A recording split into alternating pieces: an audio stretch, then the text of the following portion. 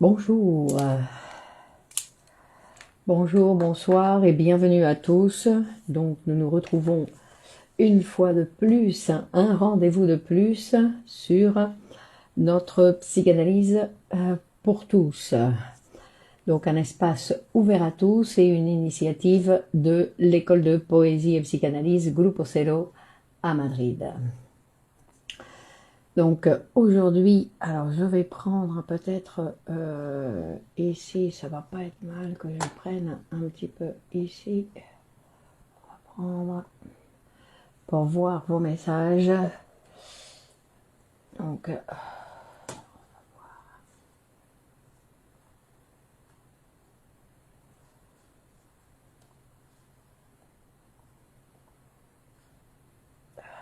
Marie-Laure, bonsoir.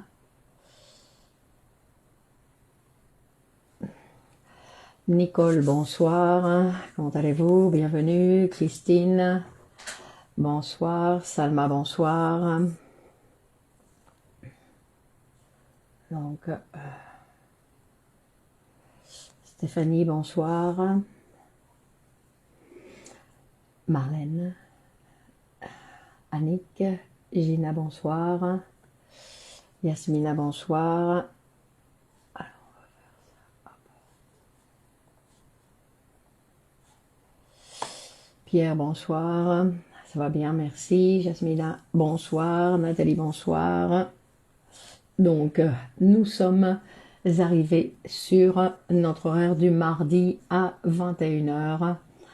Donc, nous nous sommes proposés donc aujourd'hui, Céline, bonsoir. Céline, bonsoir. Arnaud, Jelena, bonsoir. Nous nous sommes donc proposés aujourd'hui de parler de ce qu'on appelle la crise de panique. Olivier, bonsoir. Arnaud, Smilchka, Bilovic, bonsoir. Donc vous allez bien? Vous êtes en forme? Serge, bonsoir. Christine. Donc ici nous sommes. Nathalie, bonsoir. Un temps d'échange, ça c'est joli, un temps d'échange.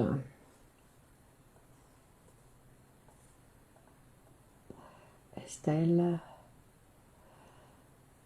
Hélène, bonjour à tous, bonjour à tous. Donc, la crise d'angoisse, nous sommes aujourd'hui mardi 18 avril 2023. Carlos, Damien, Monique, bonsoir. Et Éléonore, bonsoir. Alors,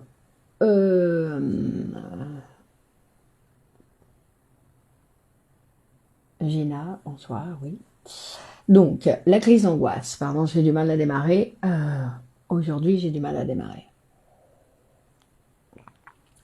Paola, Marie.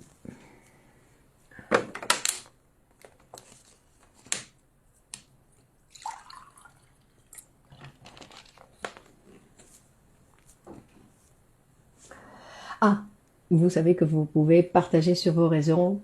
Crise d'angoisse, crise de panique. Oui, un petit peu Céline. Donc, vous savez que l'art du potier Santos, nous sommes en direct avec vous, merci bien. Donc, vous savez que vous pouvez partager cette vidéo, donc 1, 2, 3, go, oui, vous pouvez partager cette vidéo sur vos réseaux sociaux.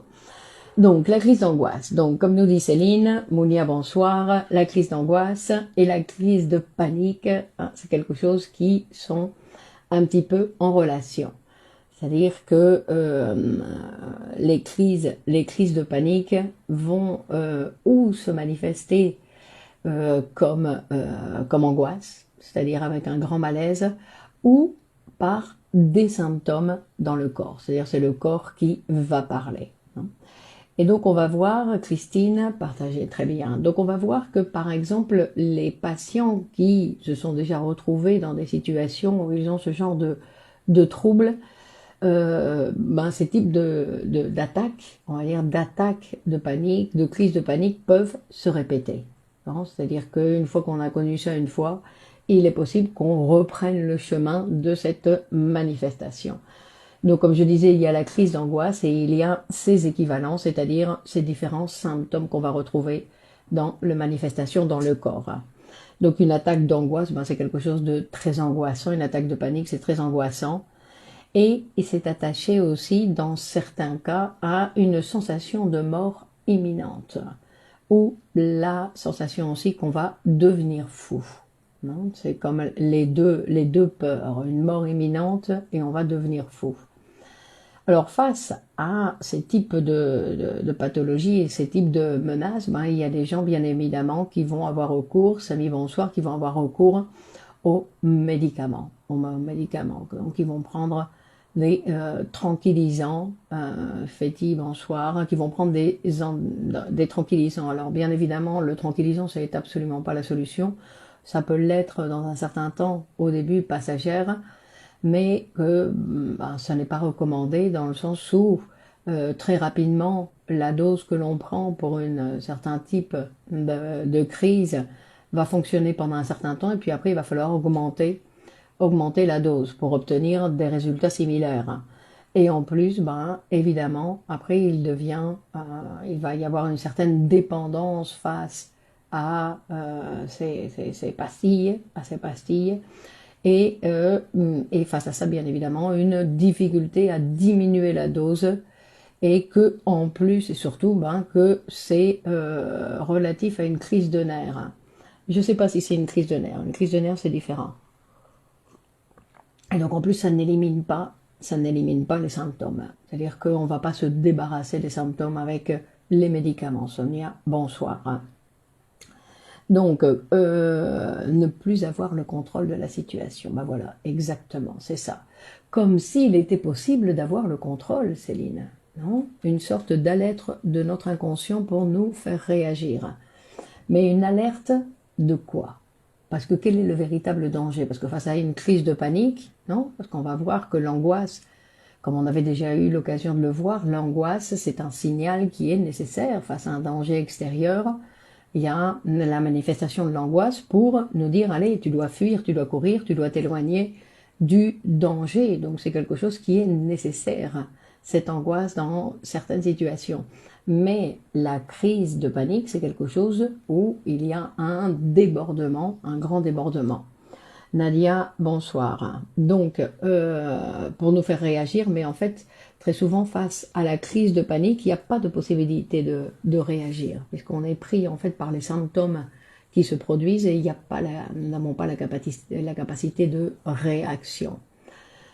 Donc, et en plus, on va voir, donc, bleu lumière, ça touche les carences infantiles et l'insécurité. Non. Parce que quand j'ai présenté un petit peu cette crise de panique, dans certains cas, le danger n'est pas réaliste. Donc effectivement, ce n'est pas un véritable danger. Mais c'est un danger psychique, Christine. Donc c'est pour ça qu'il y a une manifestation, c'est-à-dire qu'il y a un danger psychique. Donc au niveau de la médecine, qui ne prennent pas en compte la présence donc de ces mécanismes inconscients, la présence du psychisme, ben, il y en a certains qui vont justement essayer de recommander le contrôle, qu'ils vont recommander qu'il faut apprendre à contrôler, alors que c'est ce dont justement souffrent les patients qui vont avoir cette tendance à l'anxiété, aux angoisses exagérées, qui peuvent même donc déborder dans des crises de panique.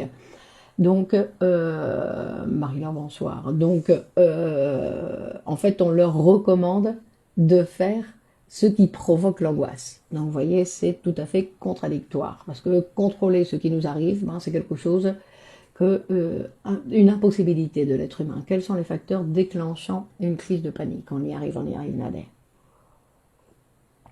Donc, parce que les patients qui vont tomber donc dans ces excès, on va dire, ce sont des patients, en général, qui veulent tout contrôler, qui veulent se contrôler, et qui veulent contrôler les autres, et qui veulent contrôler, ils veulent que les choses se passent comme ils l'ont imaginé, comme ils l'ont prévu, comme ils l'ont pensé. Et donc, face à cette impossibilité, de temps en temps, il y a ces manifestations de débordement. Or, qu'est-ce qu'on peut faire? Juste un petit conseil qui n'en est pas vraiment un. Qu'est-ce qu'on peut faire face à une personne qui a une crise d'angoisse devant nous, non? Une attaque de panique? On ne peut pas faire grand-chose. on ne peut pas faire grand-chose, sinon qu'on peut lui donner la main et surtout, principalement, rester tranquille. Garder, nous, notre calme, parce qu'il y a aussi quelque chose de particulier dans cette crise de panique ou ces grandes attaques d'angoisse, c'est que ça peut devenir contagieux. C'est-à-dire qu'il y a des gens qui sont très sensibles et qui vont se joindre à la crise de panique et du coup euh, on va être à plusieurs. Alors qu'il faut réussir à rester calme et à ne pas trop parler. Parce que quand on parle beaucoup, on essaye de mettre des choses sur ce qui lui arrive, de le raisonner, etc. Et ça, c'est ce qui peut justement augmenter l'angoisse. Donc il faut rester calme. Daniel, bonsoir. Et bien évidemment, ensuite, recommander la psychanalyse. Alors, ce qu'il y a un phénomène, c'est étouffant de vouloir tout contrôler. Hakim, bonsoir. C'est étouffant de vouloir tout contrôler, mais il y a des sujets qui se retrouvent dans ces situations, c'est-à-dire qu'ils se retrouvent dans ces particularités, c'est-à-dire je ne me permets pas de laisser que les choses aient un autre cours que ce que j'ai pensé pour la situation. C'est impossible pour eux. Lila, bonsoir. Donc, est-ce qu'on va voir quand on parle des problèmes psychologiques actuels, dans la liste que certains font sur les problèmes psychologiques actuels, qui peuvent donc entraîner des symptômes physiques, on fait référence à l'insomnie, on fait référence à la diminution de l'appétit de manière significative, on fait référence aussi à une fatigue persistante, un manque d'énergie, une sensation d'épuisement. Et en quatrième point, on va dire qu'on fait référence justement à ces attaques de panique récurrentes, c'est-à-dire à des troubles de panique. Comme quoi, c'est un problème psychologique actuel. Alors quand on parle d'actualité, d'actuel, on ne fait pas exactement référence à l'actualité, bien qu'on va voir que dans un autre sens aussi. Mais ici, on va faire référence à ce qu'on appelle les névroses actuelles. C'est-à-dire qu'on va parler de panique actuelle. Et ce n'est pas simplement on va voir que ça va rentrer en jeu aussi, pour le contexte social dans lequel nous vivons tous, où il y a une recrudescence de ces attaques de panique, où on va voir que la société a aussi sa part de participation, on va dire. Donc, mais que quand on l'appelle symptôme actuel, c'est parce que en fait, on fait référence à ce que Freud, parce que quand on parle des symptômes, des crises de panique et des symptômes de l'angoisse en tout genre, on va tous suivre les indications que Freud nous avait déjà données, Khalil, bonsoir, que Freud nous avait déjà donné donc en 1895, où il avait déjà fait la liste de tous les symptômes qui touchaient donc ces manifestations de la névrose d'angoisse. Et où en fait il va dire que cet excès d'angoisse comporte donc ce sentiment d'angoisse sans aucune représentation associée. Sentiment d'angoisse sans aucune représentation associée, et ou bien il relie ce sentiment à l'interprétation la plus proche. D'accord? C'est-à-dire, c'est à cause de ça. Et il va s'associer à n'importe quel événement de sa vie ou de la situation de sa vie pour pouvoir l'expliquer. Et ou alors il va l'associer, c'est ce qui va être très fréquent, il s'associe donc à la sensation d'angoisse, d'un trouble, d'un ou de plusieurs fonctions corporelles. Donc il va y avoir des manifestations par exemple de spasmes cardiaques, d'étouffement, d'accès de transpiration ou une grande fringale. Tout d'un coup il faut, Simona bonsoir, manger. Et que dans ces cas-là, quand il y a des manifestations physiques, de grandes manifestations, des excès de manifestations physiques, en fait, l'angoisse, le sentiment d'angoisse va passer à l'arrière-plan.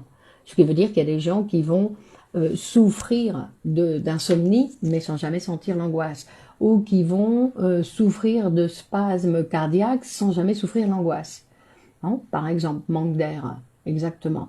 Donc il y a, ou d'avoir tout d'un coup, mais du coup, à cause de ce symptôme, la sensation d'angoisse va disparaître.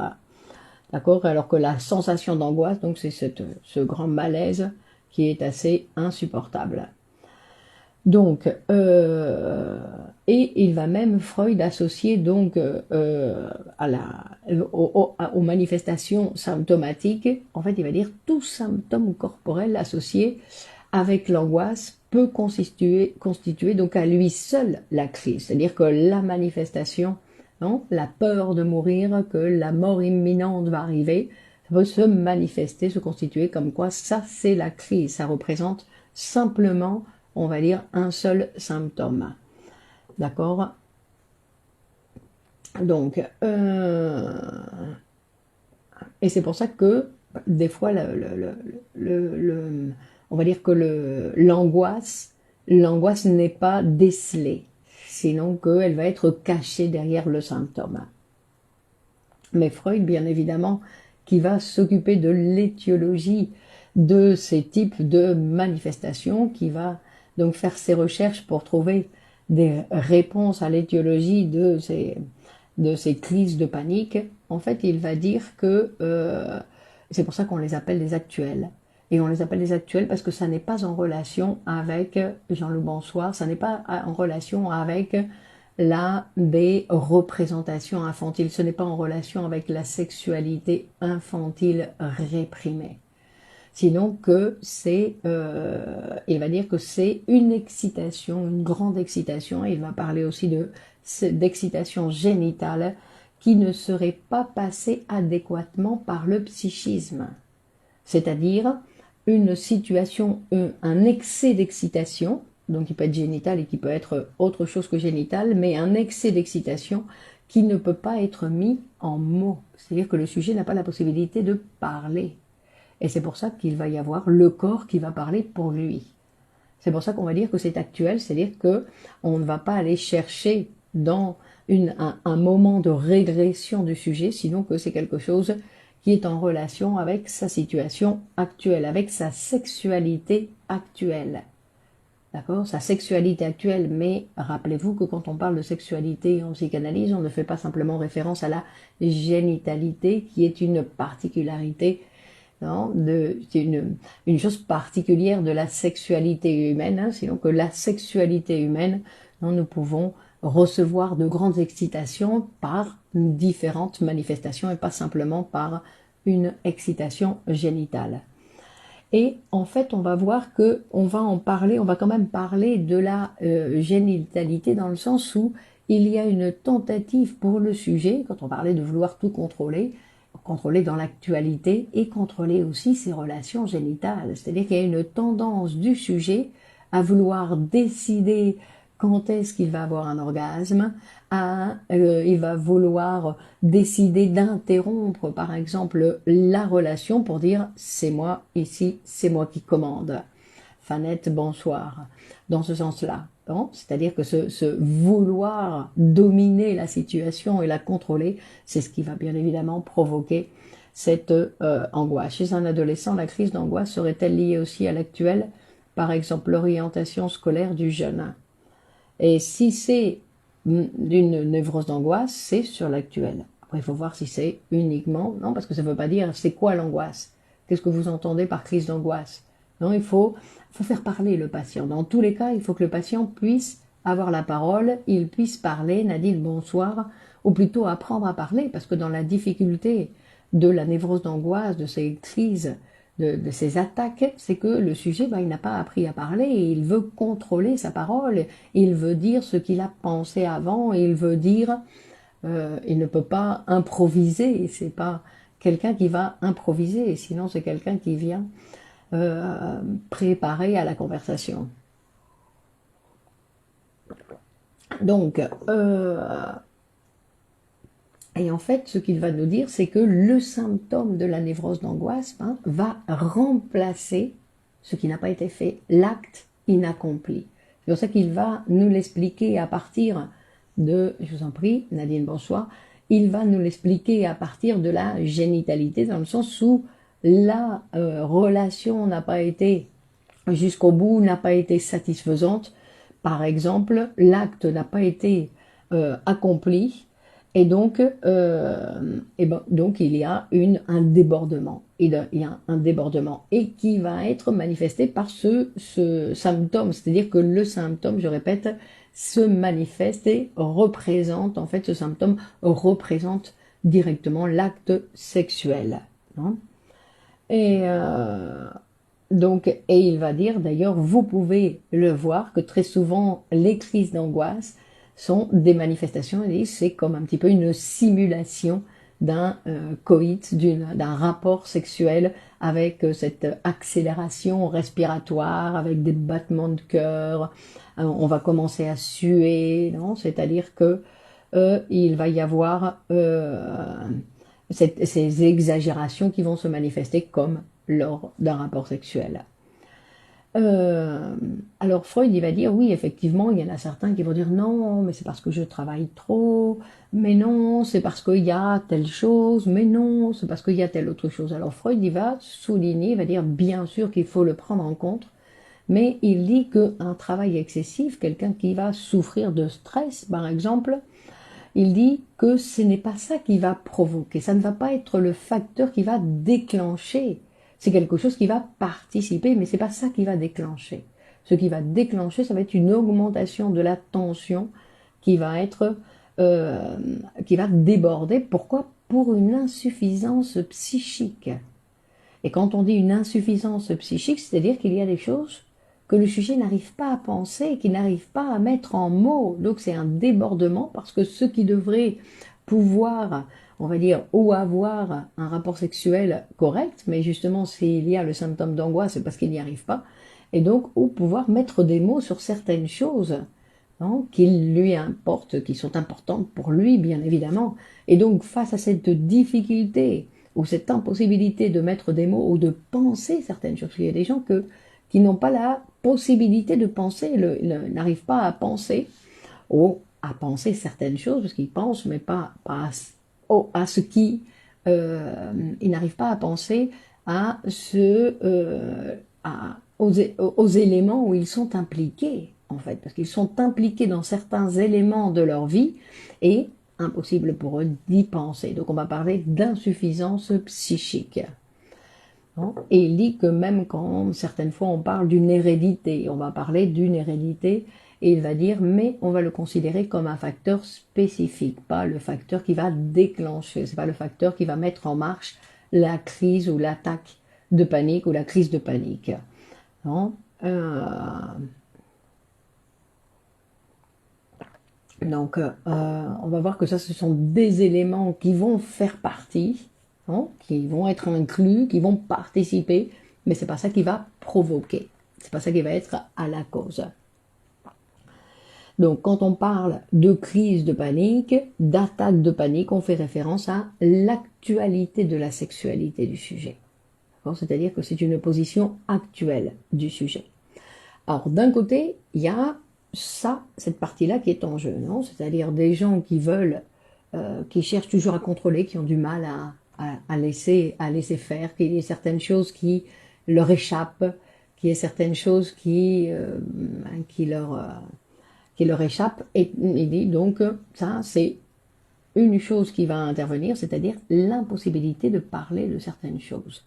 D'accord? C'est pour ça qu'on recommande bien évidemment la psychanalyse dans ces cas-là, parce qu'en fait, il va y avoir la possibilité pour le sujet de se tranquilliser avec assez rapidement. Parce que quand il va commencer à pouvoir parler, parce qu'il y a quelqu'un qui l'écoute, qui ne veut pas ni le contredire, ni le juger, ni lui expliquer telle ou telle chose, c'est donc il va avoir la possibilité de parler, et ça va lui donner donc l'option de pouvoir décharger cette énergie, décharger et de trouver la jouissance dans la parole. Parce que rappelez-vous que Freud, il a découvert dans le sens où il a mis par écrit que une possibilité de l'être humain et qui est très importante, c'est la possibilité de parler, la jouissance dans le fait de parler et d'être écouté. Il dit que ça, c'est quelque chose qui produit une grande jouissance, c'est-à-dire ça va ouvrir une nouvelle porte à sa sexualité, la possibilité de pouvoir commencer à s'analyser et à se psychanalyser. C'est une nouvelle porte à notre sexualité. Et ensuite, Freud, il va parler d'un autre point qui est tout aussi important, et il va nous en parler dans un texte qui s'appelle Psychologie des masses et analyse du moi. Et ça ressemble à la névrose obsessionnelle. Non, la névrose obsessionnelle, non, elle est dirigée par des rituels. Daddy, bonsoir. Donc, il va nous parler dans un autre texte, Freud, comme je disais, Psychologie des masses et analyse du moi, où il va justement montrer, donc un texte d'ailleurs que dans pas longtemps on va faire un cours tout à fait spécifique, le cours du dimanche, on va faire un cours spécifique sur ce texte qui est très intéressant puisqu'il va nous parler, il va nous montrer en détail le fonctionnement de ce mécanisme d'identification. Et en fait, dans ce texte, il va parler de ce mécanisme d'identification que nous utilisons pour nous former, parce que nous allons nous former grâce aux identifications que nous allons faire par rapport, premièrement, à nos parents et ensuite tout au long de notre vie par ce qui va nous entourer, par les gens qui nous entourent principalement. Et en fait, il va commencer son texte en parlant de ce mécanisme, en disant que quand il y a la constitution de ces masses, parce qu'il y a des masses qui ont été constituées, donc il va parler de la masse de l'Église, par exemple, la communauté des croyants et l'armée. Donc il dit les militaires. Les militaires, c'est une autre type de masse. Et qu'est-ce que ça veut dire? Ça veut dire qu'il y a des mécanismes, un sentiment d'appartenance, mais qui va être fait de façon libidinale. C'est-à-dire que la personne est en relation donc avec cette masse qui a été construite donc par la civilisation et à toute autre d'ailleurs, on va voir à toute autre collectivité organisée ou hautement organisée plutôt, parce qu'il ne s'agit pas de n'importe quelle collectivité, sinon quelque chose qui est bien organisé, où on va voir, Freud il va nous dire qu'il va y avoir une identification avec les différents personnages sur lesquels, où en fait, nous avons en commun, par exemple, on va dire l'Église, la communauté des croyants. Donc, ils sont en relation entre eux. Pourquoi? Parce qu'ils sont tous sous, Nadia, bonsoir, ils sont tous, on va dire, unis, libidinisés, unis par une figure supérieure, on va dire Dieu par exemple. Et donc, ils sont tous unis à la même figure. Et c'est cette union à la même figure qui va permettre donc les liens d'identification entre les sujets qui va les unir. Et donc, il va dire que ce mécanisme d'identification permet, évidemment, un mode de lien social. Un lien social que nous allons avoir cette possibilité d'être unis aux autres, mais au-delà de ce narcissisme. Et en fait, ces liens, comme nous voyons donc dans la société actuelle, tous ces genres de liens que nous avons sur ces collectivités qui sont hautement organisées, qui sont en train de défaillir, de se dissiper, de se décomposer. C'est-à-dire que la communauté des croyants est bien plus réduite aujourd'hui, par exemple, ou l'armée, ou les différentes masses qui peuvent exister. Et donc, donc Freud, d'une certaine façon, il nous explique ce qui va nous arriver avec ce système de globalisation, notre époque de globalisation, où en fait il y a la perte du chef.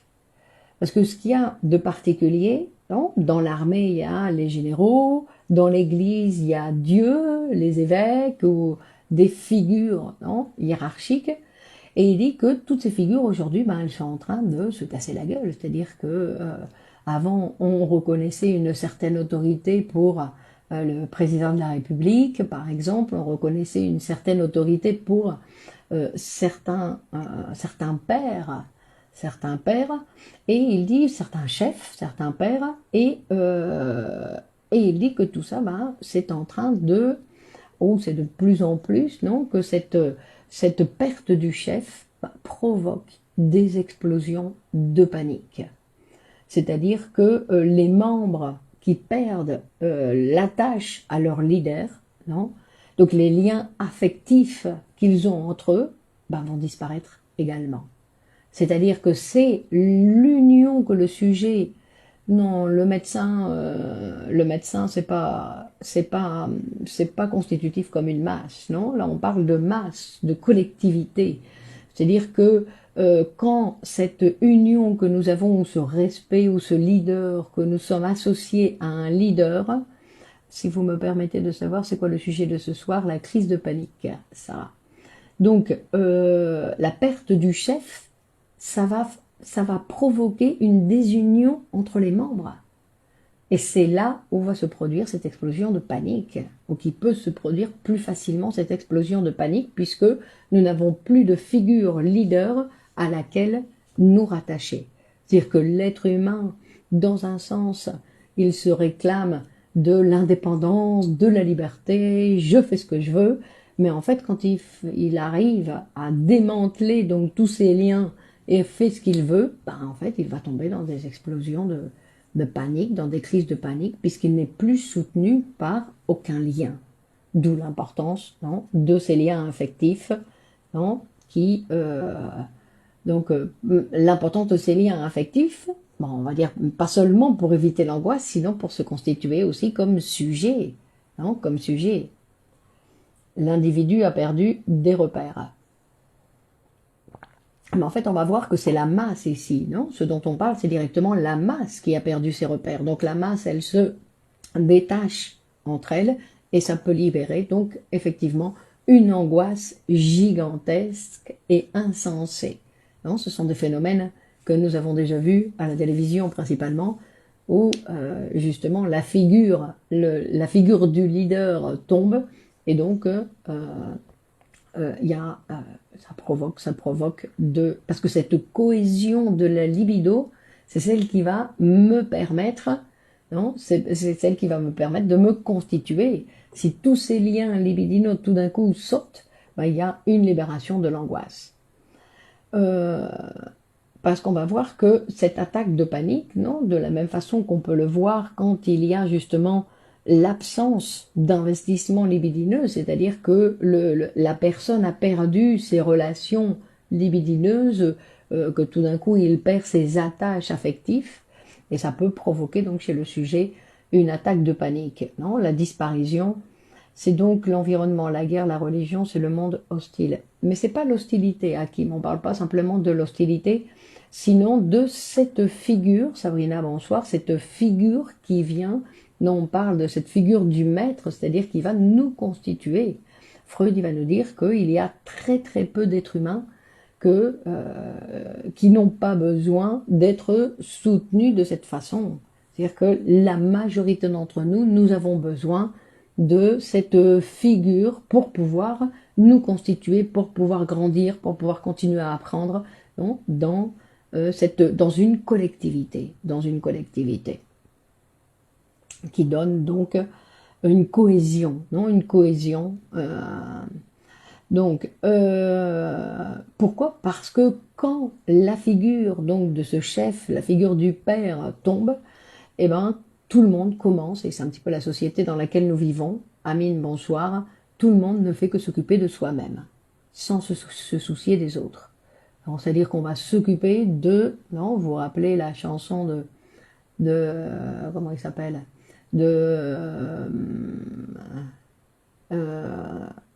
en modèle patriarcal. On peut avoir une attaque de panique déterminée sur un objet précis aussi de type phobique, c'est différent. Donc on peut avoir une attaque de panique parce que tout d'un coup, les enfants, par exemple, il y a des enfants qui ont des attaques de panique parce que la maman elle a disparu. Non, à l'entrée de l'école, des fois on en voit. Pourquoi? Parce que c'est la panique totale. Ils sont soutenus par cette mère, mais c'est un petit peu différent. Et si on parle de cette angoisse de la collectivité, non, de la collectivité, dans le sens où aujourd'hui, où nous vivons dans ces sociétés individualistes, où c'est chacun pour soi, non, donc, et où surtout le sujet n'a plus parce qu'une chose c'est ne pas être soumis aux généraux dans l'armée, ne pas être soumis aux dogmes de la religion, mais n'être soumis à rien, à aucune loi, à aucune, je veux dire, surtout dans l'actualité où les lois ne sont plus respectées, où la corruption flotte un peu partout. Donc obligatoirement, chacun dit, bon, allez, je vais essayer de me sauver en disant, je vais m'occuper simplement de ma petite histoire, et dans ma petite histoire, j'ai essayé de me débrouiller. Mais Freud, il dit, c'est pas possible. Parce qu'en fait, on voit que là, à partir de là, ça démasque, on va dire, ça démasque la précarité de l'amour narcissique. Parce que du coup, les liens qui nous restent, ben, ce sont ces amours que nous avons donc dans notre vie quotidienne, mais toute notre vie est mise sur ces amours. Non? Et donc, pour que l'amour puisse se construire réellement et mieux, on a besoin de ce tiers. On va dire, on a besoin de ce tiers et de cette idée, un fantasme d'auto-engendrement.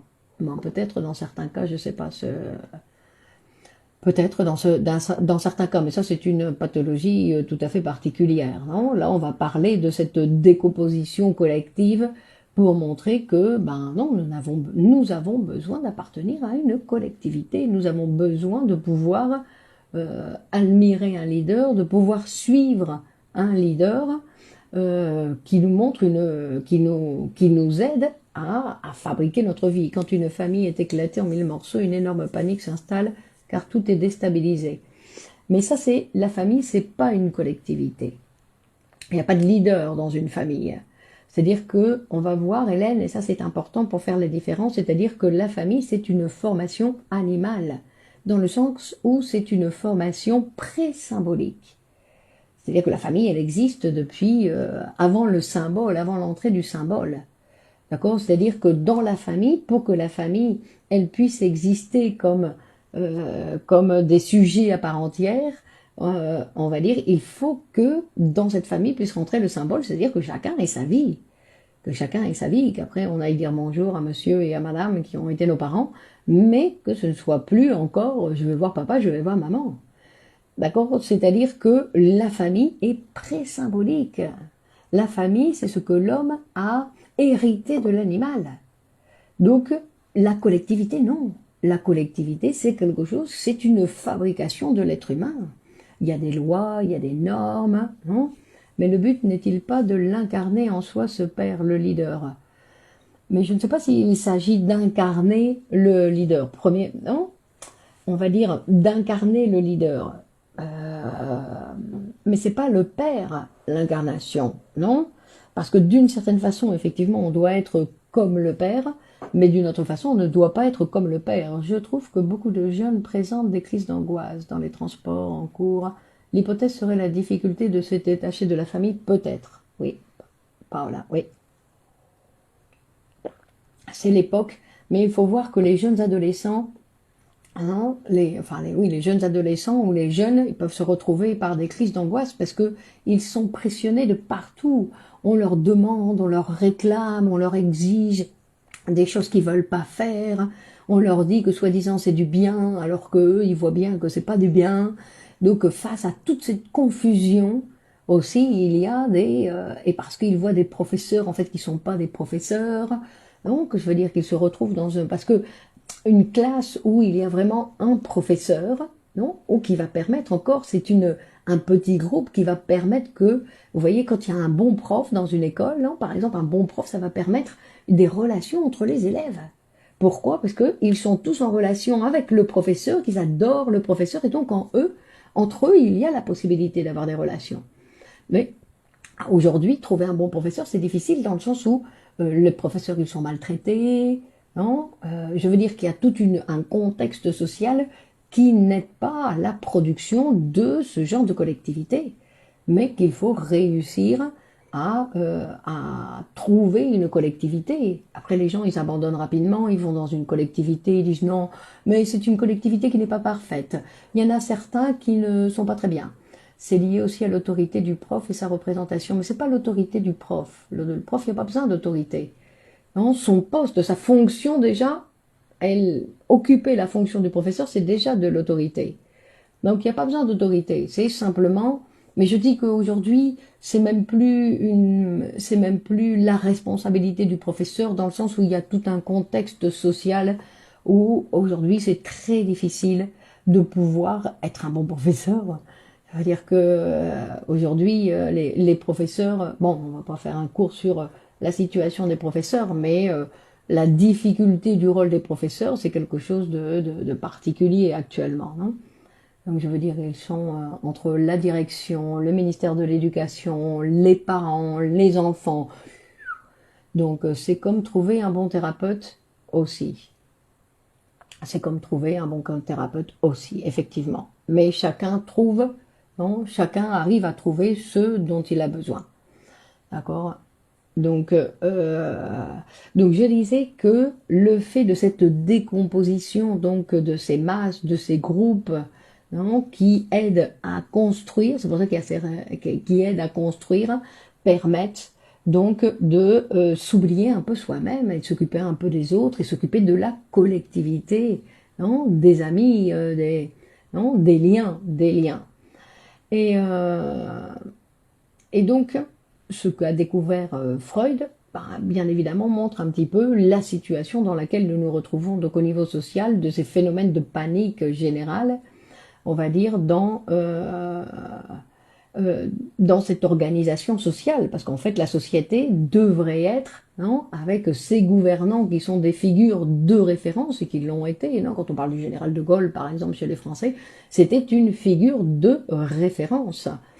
Quel que soit, après on peut le critiquer, pas le critiquer, mais c'était une figure de référence. Justement, le contexte social favorise le repli individuel, le repli donc sur soi-même, donc le repli sur soi-même et effectivement l'isolement. Non, donc il y a plus de leader dans la société actuellement, il y a plus de leader, donc il n'y a plus moyen de s'identifier, on va dire, à quelqu'un qui en vaut la peine, comme on dit. Donc, et pourquoi? Pour pouvoir constituer une masse, pour pouvoir constituer une collectivité, pour qu'on puisse dire non, là, nous rendons compte, nous avons quelqu'un qui tient le coup, non, quelqu'un, un leader, hein, et quelqu'un qui arrive à penser les autres. Parce que le leader, c'est pas simplement celui, ça c'est celui qui arrive à penser les autres. Non, bon, un jour, il faudrait faire un direct sur le leader. Donc, vous voyez, Sonia l'a dit, vous êtes mon leader, mais il faudrait qu'il y ait une collectivité, former une collectivité. Donc, un lien collectif symbolise l'ensemble des forces libidinales, des sujets qui composent le collectif. Mais il faut qu'il y ait un leader. Oui. Et en plus, la collectivité, elle est forte. Hein, vous voyez, la collectivité, elle est forte. Ça se renforce, non? Et donc, quand il n'y a plus de leader auquel s'identifier, donc il n'a plus la possibilité de constituer donc une masse solide, c'est-à-dire un regroupement de gens qui peuvent grandir ensemble, qui peuvent se développer ensemble. Donc, et surtout, et après, il y a un autre point, on va voir qui va intervenir, donc dans toutes ces symptômes, ces pathologies, c'est peut-être pour cela que les sectes prennent le relais. Donc, peut-être, oui, effectivement, Monique. Donc c'est parce que là, il y a un leader et que les gens se laissent, non, là c'est de la suggestion, donc les gens se laissent prendre et ils suivent donc un leader parce qu'ils ont besoin, parce que l'être humain, il a besoin, effectivement, l'être humain, il a besoin d'un leader pour construire, pour avoir une collectivité. Mais dans les sectes, je ne sais pas si les gens entre eux, ils ont des relations. Parce qu'il y a un leader, je ne sais pas, je ne suis pas une spécialiste des sectes, mais je ne sais pas si les gens entre eux, ils ont des relations. Donc, et est-ce qu'on va voir, parce qu'il y a une autre chose qui va être importante dans ces sociétés actuelles et dont nous souffrons, parce que nous n'avons plus, non seulement nous n'avons plus de leader, sinon que, en plus, nous n'avons, parce que le leader, ce n'est pas obligatoirement une personne. Par exemple, quand on parle de la psychanalyse est une manière de penser l'être humain qui peut être leader. C'est une science qui vient établir un mode de fonctionnement de l'humain, non, et qui peut servir de leader. C'est-à-dire que le leader, c'est pas obligatoirement une personne, ça peut être des idées. Non, des idées sur lesquelles nous allons commencer tous à étudier la psychanalyse. Pourquoi? Non seulement pour nous forger et nous renforcer, sinon en plus pour former une collectivité. Je veux dire que, par exemple, la psychanalyse, ça s'étudie dans des écoles, dans des collectivités, dans des groupes qui sont indispensables. Et en plus, on va voir que la psychanalyse, parce que ce dont souffre la société actuelle, donc aujourd'hui, comme nous savons, ben la religion, c'est pas quelque chose, à laquelle vraiment on peut croire. Il y a eu trop de déboires, trop de débauches, on a vu que ça n'a pas fonctionné, qui a essayé de former les choses, mais il y a des groupes politiques. Mais les groupes politiques, c'est pareil, c'est des intérêts. Non, c'est pas quelque chose. Les groupes politiques, c'est pas, les gens ne se rassemblent pas pour des idées. Non, ils se rassemblent pour des intérêts. Donc, on va voir que ce qui va être important, nous sommes orphelins d'un modèle symbolique qui relie, nous en tout fédère, autour d'un projet de vie. Donc effectivement, Sylvie, il n'y a plus de projet de vie. Alors, ce qui est secte des réseaux sociaux autour d'individualité, les relations étant pas directes, de face à face, mais par les... Oui, mais peu importe. Moi, je pense que les réseaux sociaux, non, si on peut trouver des communautés dans les réseaux sociaux qui peuvent se fabriquer tranquillement. C'est pas... Je pense qu'il existe... Bon, il faut que les... Puisque nous pouvons aussi prendre comme leader des idées, une pensée. La psychanalyse, c'est une pensée. Non, c'est une manière de penser l'être humain. Donc on peut se réunir autour de la psychanalyse pour comme pilier sur lequel grandir. En 1984, par exemple, Big Brother n'est jamais dans 1984 incarné réellement. C'est juste une image et pourtant il commande. Bon, ça c'est autre chose, parce que là il y a des normes, il y a des règles. Non, la psychanalyse, elle ne donne pas ce genre de choses. Il y a pas, on vous dit pas, Nathalie, vous devez faire ceci, vous devez faire cela. Hein, sinon, on va vous montrer un petit peu comment vous vivez, ou on va dire pas comment vous vivez, sinon on va dire qu'est-ce qui fait obstacle à votre développement. Mais je voulais terminer en faisant référence un petit peu à cette idée justement sociale où on parle du mythe du futur. C'est-à-dire qu'aujourd'hui, ni les politiciens, donc justement les politiciens, ils ne parlent pas du futur. Vous avez vu Macron, il parle, tiens, on va arranger ça, hein, on va reconstruire là l'hôpital, hein, on va faire ceci. C'est-à-dire qu'il n'y a pas de mythe du futur, ils pensent pas, il n'y a pas une manière de penser la société pour un développement.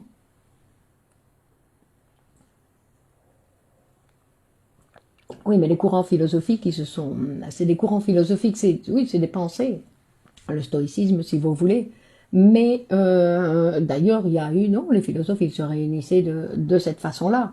Mais disons que c'est pas, je ne faisais pas de lien avec la psy. Alors, vous savez ce que ça veut dire la négation, non? Donc, ce que je veux dire, c'est l'importance dans la société actuelle. Est-ce que vous pourriez nous rappeler quel est le cursus de formation à la psychanalyse, s'il vous plaît? Ça, c'est autre chose, Nadine. Moi, je voudrais voir, non, parce que un mythe du futur, c'est un projet dans lequel travailler en disant, moi, j'aurai pas les bénéfices, mais mes enfants pourront l'avoir.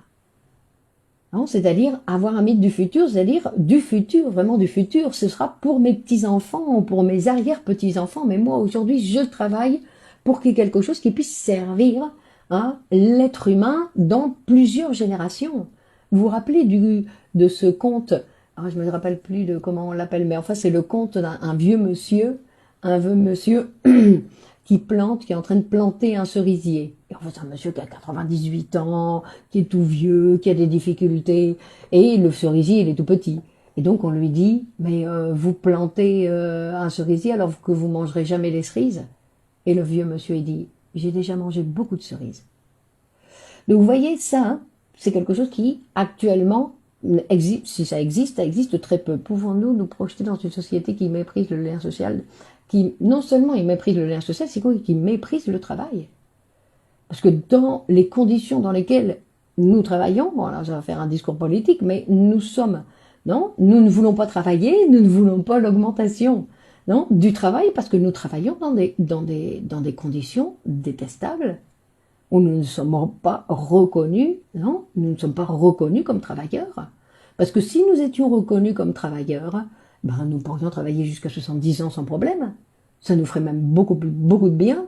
Mais comme on nous maltraite pendant tout ce temps, dès qu'on commence à avoir une petite ride, on dit tiens, ça y est, t'es vieux, toi t'es senior.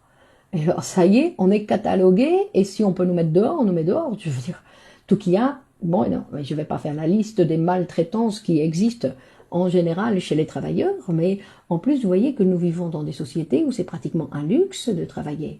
Quand vous voyez les pourcentages de chômage, de gens qui n'ont pas la possibilité, pas d'accès au travail et qu'il n'y a pas de politique qui se font pour que les gens puissent arriver à avoir un poste de travail où tout le monde, nous devrions avoir un toit et un travail. Eh ben non. Ben non. Et en plus, ça n'intéresse absolument pas les gouvernants. Ben non. Donner du travail à tout le monde, pas pourquoi faire. Non. On préfère qu'ils se droguent, hein, parce que comme ça, ils peuvent se droguer. Bref. Donc, je veux dire que ça, c'est quelque chose qui est à la base aussi de quand on parle de crise de panique. Donc, d'un côté, il y a quelque chose qui est individuel, qui appartient au sujet, et d'un autre côté, il y a quelque chose qui appartient à la société. Nous n'avons pas de mythe du futur. Donc, tout ce que nous voyons quand on regarde les informations, hein, les infos, c'est que des catastrophes. C'est que des choses horribles. Et s'il y a quelque chose de bien qui se passe dans le monde, on ne nous en parle pas. Parce qu'il y a des trucs bien qui doivent se passer. Regardez le direct ici avec Clémence Lenick, c'est un truc bien, mais on n'en parle pas. Et il doit y avoir plein d'initiatives, pas simplement des initiatives d'une petite collectivité comme l'école de poésie Grupo Cero, sinon qu'il doit y avoir plein d'autres initiatives qui existent et qui font des choses bien. Hein, qui font des choses bien, qui construisent quelque chose, qui travaillent pour la civilisation. Mais ça, on n'en parle pas. Pourquoi? Parce que ce qu'ils cherchent, donc, c'est à fabriquer, bien évidemment, des individus qui soient abandonnés, angoissés, apeurés. Comme ça, ils en font ce qu'ils veulent. Parce que la personne qui est prise d'une crise d'angoisse, elle ne peut plus être dans le social. Elle n'existe pas dans le social. C'est une malade. Un malade. Non? Donc, c'est pas quelque chose pour critiquer celui qui souffre, non? Clairement, on a l'impression d'être entouré de négativité. Donc c'est pour ça qu'il faut chercher les gens qui entreprennent des choses, qui travaillent dans le social et qui entreprennent. Alors il y a des tout petits groupes, puis il y a des groupes plus importants, mais il y a plein de gens qui doivent faire des choses bien. Mais on n'en parle pas, non? C'est-à-dire que et en plus on nous dit que pour solutionner nos problèmes, pour réussir à avoir un petit peu de satisfaction dans notre vie, ben, faut faire ça, faire des voyages. Alors partez tous en voyage, ça résout tous les problèmes. Alors, on nous envoie tous voyager, le tourisme, non? C'est une économie débordante, donc où ils sont en train de tout transformer, toutes les villes sont transformées par le tourisme, les avions, là. Et donc on nous fait croire que comme ça on va solutionner notre vie avec un voyage. Alors c'est vrai qu'on part en voyage, oh, c'est hallucinant, je suis allé là, c'est hallucinant, mais ça dure un moment. C'est pas ça qui va changer ma vie. C'est pas ça qui va changer ma position psychique.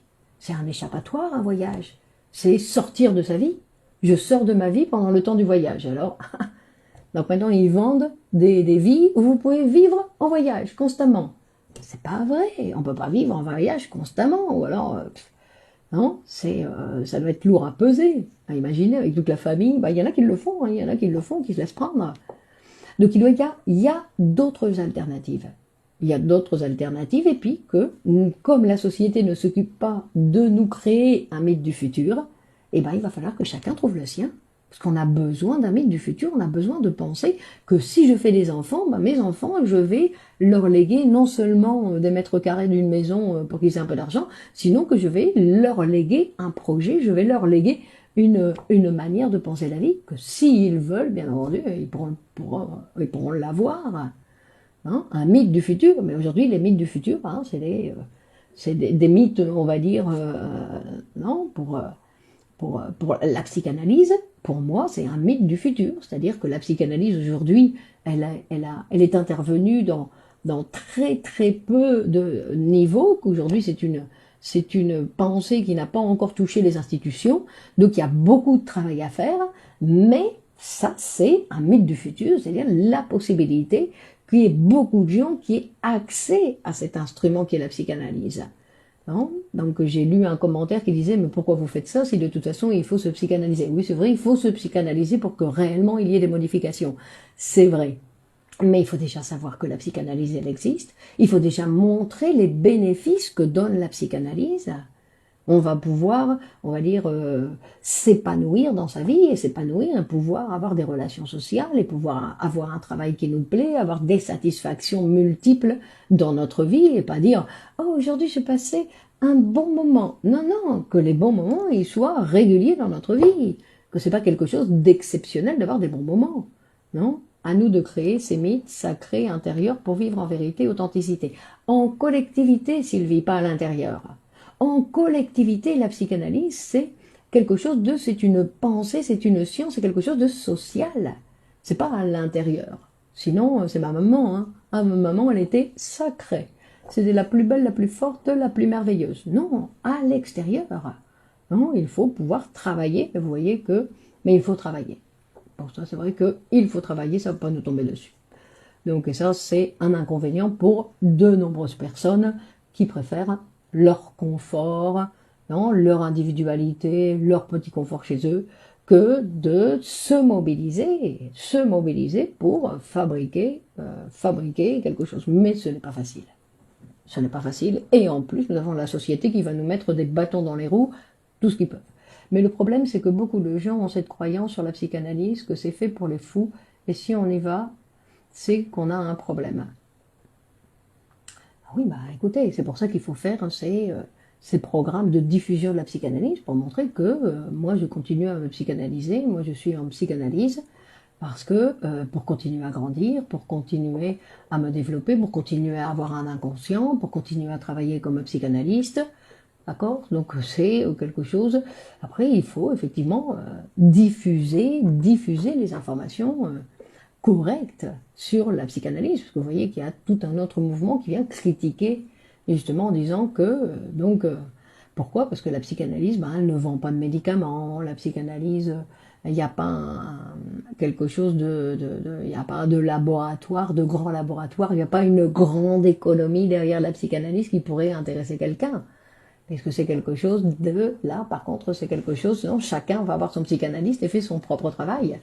Non, mais on dit, et Freud dit, que se psychanalyser, non, que la psychanalyse, c'est un instrument collectif, et c'est un instrument collectif, parce qu'en fait, ce que Freud il dit, c'est qu'une personne en psychanalyse, tout le monde le voit. Tout le monde voit. Quand une personne a fait une psychanalyse ou est en psychanalyse, c'est quelque chose que normalement, tout le monde devrait voir, ou sinon, c'était pas une psychanalyse. Perso, dès que je parle de mon analyse, cela est pas compris ou mal vu. Bah oui, mais ça, il faut pas en parler, Christine. Il faut le montrer, ce qui est différent. Montrer que je suis une personne épanouie, que je suis une personne heureuse, que je suis une personne qui arrive à faire plein d'autres choses. Parce que quand on se psychanalyse, on libère son énergie, donc on peut faire plus de choses. Alors bien sûr, ça tombe pas du jour au lendemain. Il faut tenir le coup. C'est-à-dire qu'il y a des gens, ça fonctionne pas, je prends mon médicament et ça y est. Non, c'est un travail de longue haleine. Mais c'est un travail qui donne les super cerises. Donc c'est un travail à faire, que chacun doit pouvoir faire. Et il ne s'agit pas d'en parler, parce que c'est vrai que ça dérange les gens. Parce que quand vous allez parler, Christine, ah moi je suis en psychanalyse, ben, vous dites à l'autre, toi non, toi non. Et donc il aime pas, bien sûr qu'il aime pas. Donc, il faut montrer les résultats du travail analytique. Il faut montrer que les personnes qui se psychanalysent, non, ont une grande capacité de travail, que les personnes qui sont, non, qui n'ont plus autant de préjugés que les autres, qui sont plus libres, qui ont amélioré leurs relations sociales. C'est ça une personne qui se psychanalyse. Alors, ça prend du temps. Oui, je sais, ça prend du temps. Non, les super cerises, exactement, Marie. D'accord? Donc, donc, on ne parle pas de sa psychanalyse, on montre les effets. D'accord? Donc, bonne soirée à tous. On continue mardi prochain. Donc, avec, vous voyez, voir dans quel sens. Voir dans quel sens. Je comprends pas, Céline. Donc, vous voyez, j'ai eu du mal à démarrer. Mais en fait, oui, les résultats sont fabuleux. Mais pour l'instant, mes relations sont... Ah oui, mais petit à petit, c'est un cheminement ardu, mais ô combien magnifique, car on délaisse de tellement de choses. Exactement. Donc, c'est quelque chose qui produit ses résultats. Et donc, le changement que la psychanalyse crée chez la personne. Donc, merci beaucoup pour votre accueil. Merci à vous, Jean-Loup. Merci, Christine, c'est passionnant. Annick, bonsoir. Nathalie, au revoir. Monique, merci à vous. Donc, on continue. Serge, au revoir. Alice, bonne soirée. À tout le monde. À tout le monde. Bonne soirée à tout le monde. Donc, bonne continuation. Et on continue donc Stéphanie, au revoir, Sylvie, ça y est, je vois plus les messages ici, Christine, donc merci beaucoup Clémence, bonne soirée, psychanalyse et politique, tout un programme, ça il faudrait faire, hein, psychanalyse et politique, donc bonne continuation, à mardi prochain, Donc avec un nouveau sujet. Simona, bonsoir. Marie, merci à vous. Bonne continuation. Merci de partager sur vos réseaux. Et on continue donc mardi prochain. Au revoir. Ciao, ciao. Au revoir.